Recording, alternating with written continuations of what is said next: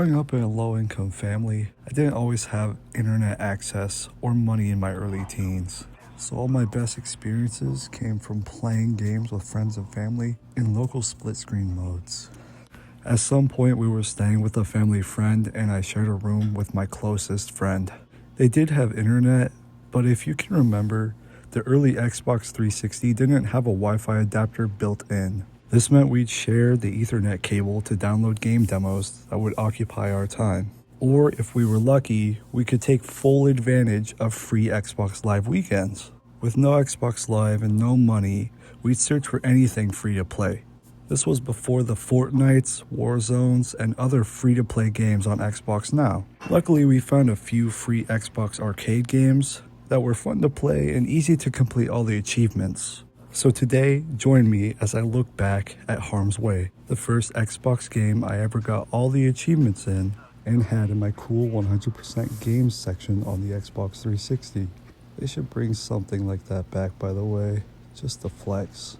Also, thank you Doritos for the free games, which are still free in 2026. Developed by Bongfish, yes, Bongfish, and published by Microsoft Game Studios on December 8th, 2010. This game was a finalist in a contest sponsored by Frito-Lay / Doritos, which is something I never knew, alongside another game I'm planning on making a retrospective on soon, Harm's Way, a racer / shooter game that reminds me of the MotorStorm series, mixed with a bit of Split Second, Mario Kart, and some Twisted Metal. I say all that because yes, this is a racing game, but there are elements from other racers that are in Harm's Way. There are two game modes to pick from, which are single player and multiplayer. With a free game like this, you can't complain about the amount of content you get. There's even Xbox Live for you to play online races with 7 other people. Although now you'd have to invite your friends to join you, a few rounds would be worth it. Multiplayer also supports split screen if you have friends over. Everything in multiplayer is the same as in single player, except 2 power-ups the drivers can pick up. These are the turret upgrade and turret downgrade pickups. These power-ups give your team's turret a new weapon to use on the opponents. The turret downgrade pickup affects all enemy turrets by taking away one of their weapons. Now let's jump into single player. The first thing you'll be greeted with is a choice. Either be a driver in the deadly and chaotic races, or be one of the turrets high above the racers trying to blow them up. There are 4 different vehicles to pick from, each with their own stats. The buggy is zippy, fast, and easy to control, but lacks armor and dies easily. On the opposite end, the truck is basically a tank with little to no drift potential and low speeds. After you choose a vehicle, you'll be able to pick between single map or campaign. There's 3 racetracks in total: Navajo Arch, Desert Bloom, and Wasteland. In campaign mode, you'll race on all 3 tracks like in Grand Prix modes from other games.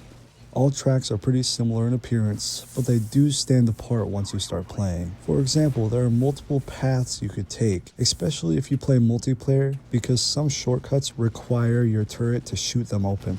Also, each track has unique environmental obstacles that the turrets can shoot down. Like in Navajo Arch, the arch itself can be blown up, causing the debris to block the track for a while, or even crush the racers. In Wasteland, the bridge can be destroyed, causing a blockage too, but also changing the track layout. When racing, you'll see a few power-ups that can be picked up just by driving into them. These are the 2 turret upgrade and downgrades I mentioned earlier, plus a nitrous canister which fills a small amount of your boost bar, a shield that protects your vehicle from any turret or stage hazards. This can also ricochet turrets' bullets back at them, and a smoke that clouds the nearest turret's vision. Also, there are multiple turret weapons that are added by the upgrade power-up, but seeing as I played single player, the bot racers aren't on my team for some reason, so I couldn't use the other weapons. Anyways, I'll list them right now. The starting weapon is a sniper. It takes a while to reload the single shot you have, but if you aim for the windshield, you could one-shot a vehicle. Windshield kill.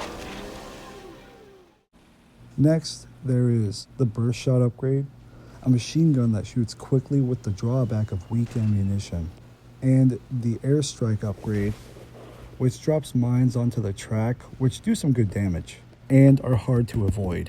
Finally, there's the missile upgrade. This allows you to shoot down those environmental hazards, lock onto enemy drivers, or free fire strong rockets. This game's driving is pretty fluid. It even starts to feel like you're on the set of a movie at times. The whizzing of bullets passing by you or clattering onto the metal of your vehicle, or the dirt that covers the screen when an explosion nearly misses you. Drifting to fill your boost meter is an awesome way to gain momentum in a race, and the amount of ramps you can jump is fun, with the added bonus of being able to do a barrel roll for a shield power-up.